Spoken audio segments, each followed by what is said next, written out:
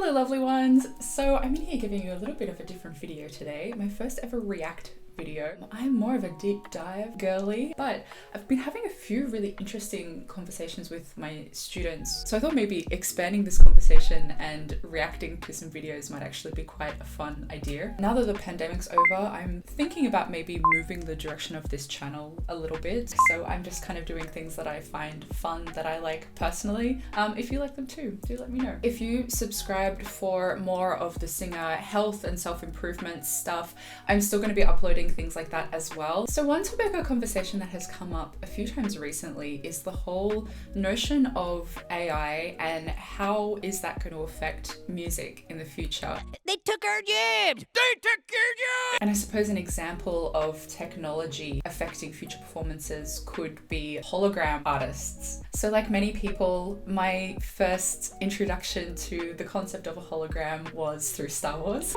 This is our most desperate hour. And then much later when there was the Tupac hologram at Coachella. And then of course after that we have the Maria Callas hologram going on tour. So that's what I'm going to be reacting to today. There's a couple of news stories about the Maria Callas hologram that we're going to watch together. Okay, let's go.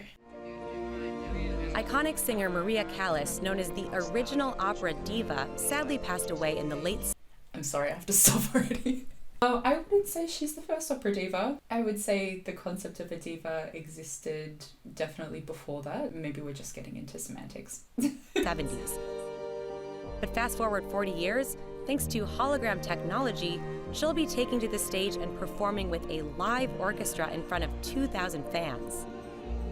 In a break in rehearsals, I caught up with Martin Tudor, CEO of Base Hologram Productions. Can you give us a little bit of an indication as to how it works for those of us who don't know much about holograms? We do use body doubles, and that's how it all begins. So you capture that performance, and then we take it and enhance it digitally, and then it is then projected by a 4K digital laser. Do you think the Okay, so that's interesting. So they must have an actor that they hire to study the artist that they're going to emulate. That's not an easy job for them. Wow. It's a lot of pressure because obviously the people that are being kind of, brought alive again by these holograms are people who are absolutely iconic. Big shoes to fill. When he talks about their faces, I wonder if that would be like a deep fake kind of situation. attracting new audiences, for example, to a classical music venue with this type of technology? Classical music is dying. I think it's probably going to be the old fans. I can't see there being an interest of a new generation of someone who died a long time ago who they have no idea who that is. To me, doesn't seem like the audience that would go to this type of concept. And it's unfortunate. And we're hoping that this is a way to reintroduce a new audience to this. Martin's team also produced a hologram of rock and roll legend Roy Orbison, and they're currently working with the family of Amy Winehouse on an upcoming tour. Any expectations for that Amy Winehouse show coming up? Anything you could give us for what to expect? It's going to be authentic. You're going to be, all those people that unfortunately did not get to see Amy, and all those people that did are going to get to see her pretty close to what she was. How much? That gives me the ick. If you think about how ill she was at the end of her life, there was a real sense of exhibitionism at her shows towards the end of her life. Audiences weren't kind to her. The media wasn't kind to her. She really struggled through those performances. It was something that she obviously didn't want to do. Ethically speaking, it seems pretty off to me because obviously a dead person can't consent to this stuff. Okay. How's it going? Farther can this technology develop? I think that you're going to see holograms in your home. I really do. I think it's going to be a while, but I really do. It's going to be, instead of turning on your television, it's going to be whatever that next iteration is, and you're going to have people in your home. Rehearsals complete, and finally it's showtime.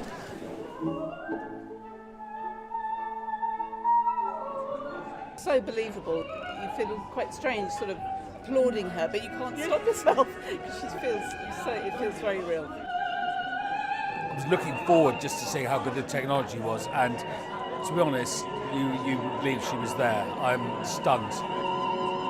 You cannot tell that it's a hologram.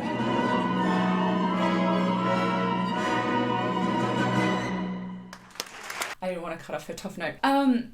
True, it does look like a real person, but as someone who has watched Callas videos for dozens of hours, I don't see the mannerisms here. It reminds me a little bit if you were to see a Maria Callas impersonator on Hollywood Boulevard or something like that. There is a likeness, but it doesn't border into the uncanny for me. You can tell in her face, I don't know, her eyes are like a different color or something. Like it doesn't look like her, and the actual proportions of her face seem slightly off. I can see why with all of these performances they like to have the hologram further away. It kind of adds to the illusion so you don't see these things up close. But that being said, even though it looks like a person from far away, just her little movements, it doesn't say Callas to me. There's just the je ne sais quoi is missing, I think. Yes, brava. Thank you for watching. Okay, next one. The cutting edge in music. What's new is old. Ooh. Imagine beloved performers of the past brought back for an encore. Our cover story is reported by David Pogue. All of my favorite singers are dead, and I never got the opportunity to see any of my favorite singers live. Most of them had been dead for many years, even before I started singing. So I mean, the idea of being able to see these singers is appealing. However, I don't think you can take away from a live performance, even if it's something contemporary music. Going to see a band live is so different to watching a recorded performance.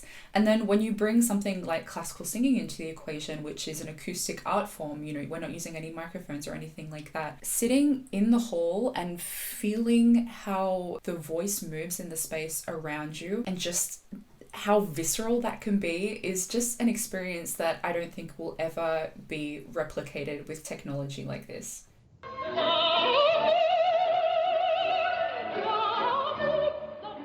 Many opera fans consider Maria Callas who ever lived.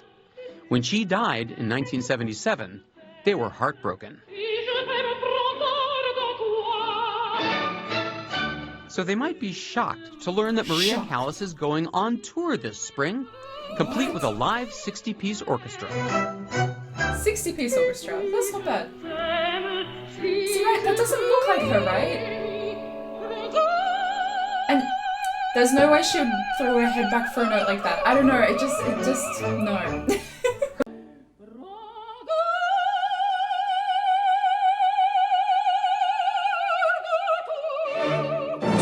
Return is brought to you by Hologram, or it what's looks like being an called a impersonator. hologram. It doesn't look like We're celebrating iconic performers and their performances, and we're presenting them to audiences to either see them again or audiences that have never seen them before. Mm-hmm. Brian Becker is the CEO of Base Entertainment, which created the Maria Callas show. Most of us think of a hologram as a three-dimensional futuristic projection technology, like Princess Leia in the first Star Wars movie. You could walk all the way around her, see her from the back. Right. That's not quite what we're talking about. No, this is a 3D illusion. But holographic technology or a hologram is just a good name that people recognize. Maria Callas is hardly the first dead musician to take the stage again. The first example that really caught the public's attention was at the Coachella Music Festival in 2012, when rapper Tupac Shakur rose from the dead. That's 11 years ago. The projection technology for that stunt is now owned by a company called Hologram USA. Welcome to Hologram USA. Oh. Alki David is the CEO of Hologram USA, a billionaire and no stranger to controversy. Oh.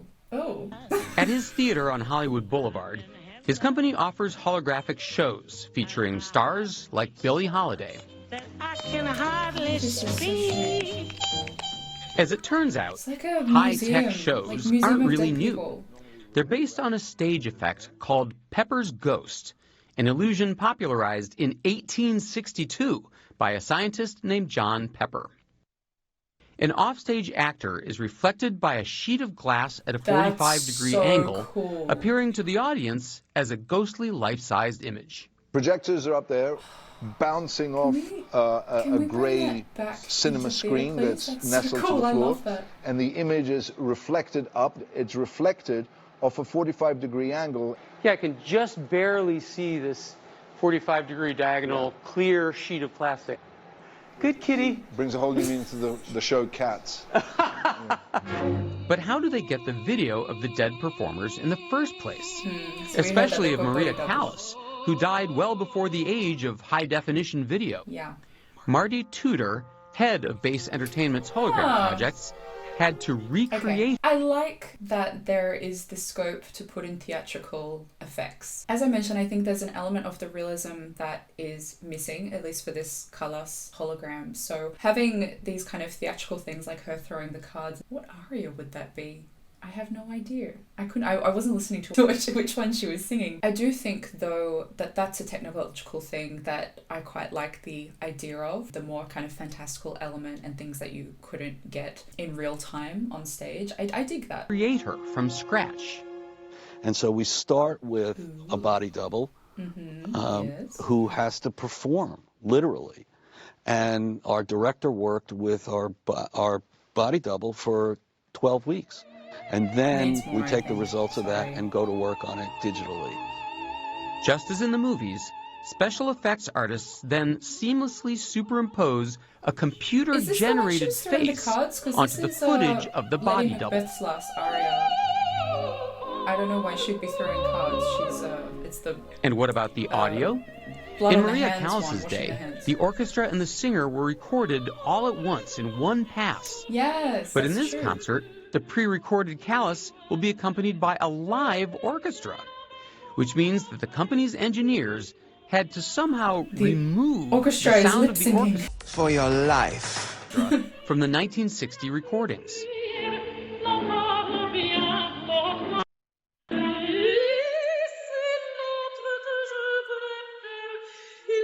Okay, so this is obviously going to be another thing that's missing. You're missing the acoustic element of hearing a voice live in the theatre, but also they need to process the audio to get rid of the orchestra. I don't know the mechanics behind that, but it would be something to do with separating different frequencies out. The thing is, with classical singing, there's such a scope of different frequencies in the voice that makes it resonant, that makes it carry. So if you're digitally manipulating that in order to take the orchestra out, you're going to be losing a lot of the quality of the voice as well. And I mean, they've done a great job, but you can hear even in that little clip, the quality of her voice with orchestra versus without. All of a sudden, there's kind of this element of her voice missing once it's gone through that process. Okay, how? It's magic. No, it's software, but it's I mean, software and it's technology and it's artistry, frankly. Time-consuming, expensive, tedious job, but worth it. Base Entertainment is also launching a Roy Orbison concert this spring using the same techniques. For those of us of a certain age, those artists are all passing. So the idea that we can relive and recapture some of our youth, I think that's what's really drawing people to it.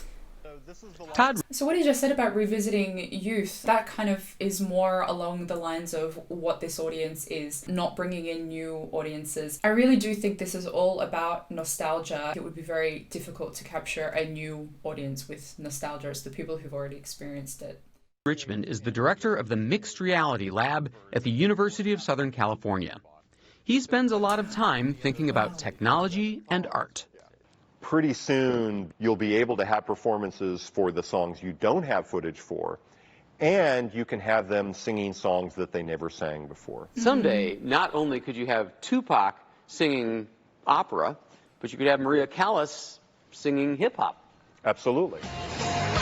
Okay, hold up. I love both of those things separately. But again, kind of harking back to the whole ethics of this, there's been problems with deep fakes appearing on pornography websites. And obviously the celebrity or the person who has their face being used on this deep fake is not consenting to their image or their likeness being used in this way. Tupac singing opera isn't maybe on the same level as that. I think there is still ethics there that you're using someone's likeness and that there's no way they can consent to that. Putting them in a situation, something performative that they have no control over, I think is kind of weird.